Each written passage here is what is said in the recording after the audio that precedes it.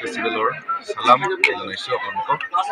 আজি আমি Ngada festival celebrate কৰাটো এতিয়াৰ পৰা নহয়, কিন্তু আমি পূৰ্বপুৰুষৰ পৰা আমি এটা চেলিব্ৰেট কৰি আহিছোঁ। ঠিক তেনেধৰণে আজি কাৰ্বি আংলং অট'নমাছ কাউন্সিল আমাক 1996-97ত 27 নৱেম্বৰ এটা আমাক ৰেষ্ট্ৰিক্টেড হলিডে বুলি দিয়া হৈছে, আৰু এতিয়া আমি কেলেণ্ডাৰত দেখা পাইছোঁ 28 নৱেম্বৰটো এতিয়াও ৰেষ্ট্ৰিক্টেড হলিডে বুলি দিছে। সেই আমাৰ জাতিক মান দিয়াৰ বাবে আমি কাৰ্বি আংলং অট'নমাছ কাউন্সিলক আমি ধন্যবাদ দিছোঁ।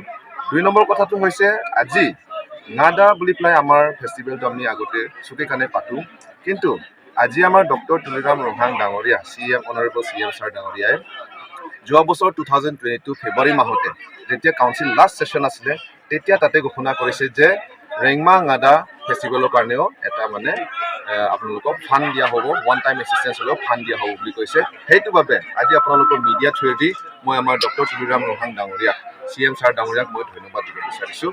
ঠিক তেনেধৰণে এইবাৰ আমি 4টা জোন হৈ পেলাই আমি Ngadaটো পতা হৈছে। এটা হৈছে কেলিয়া জোন, এইটো হৈছে জংঘাৰ পৰা আদি কৰি একদম বৰলাংচলৈকে। এটা হৈছে টেকৰং জোন, এইটো হৈছে চকিলাচনীয় ফাঞ্চলৰ পৰা জোনটো হৈছে আমাৰ ডিফু জোন। আমি জোনেল ৱাইজ এবাৰ সেইটো কাৰণে পাতিবলগীয়া হৈছে, কিয়নো আজি আমি যোনটো নেকি কাউন্সিলৰ পৰা আমাক সহায় দিছে, সেই সহায়টো আমি খালি খাই পেলাই নেপেলাম, কিন্তু আমি সিদ্ধান্ত লৈছোঁ যে আহি থকা কাৰ্বি ইউথ ফেষ্টিভেল গল্ডেন জুবলিত আমাৰ ৰেংমা জাতি হিচাপে আমাৰো অৱদান থাকিব লাগিব, আমাৰ যোগদান থাকিব লাগিব। আৰু আজি মই এইটো ডিক্লেয়াৰ কৰিব বিচাৰিছোঁ যে কাৰ্বি ইউথ ফেষ্টিভেল গল্ডেন জুবলিৰ কাৰণে আমাৰ ৰেংমা নাগা কাৰ্বি আংলঙত থকা আমি 100% আমি যোগদান দিম। আমাৰ ফালৰ পৰা আমি যি কৰিব লাগে আমি চেষ্টা কৰিম বুলি পেলাই আজি মই ডিক্লেয়াৰ কৰা হৈছে। Thank U.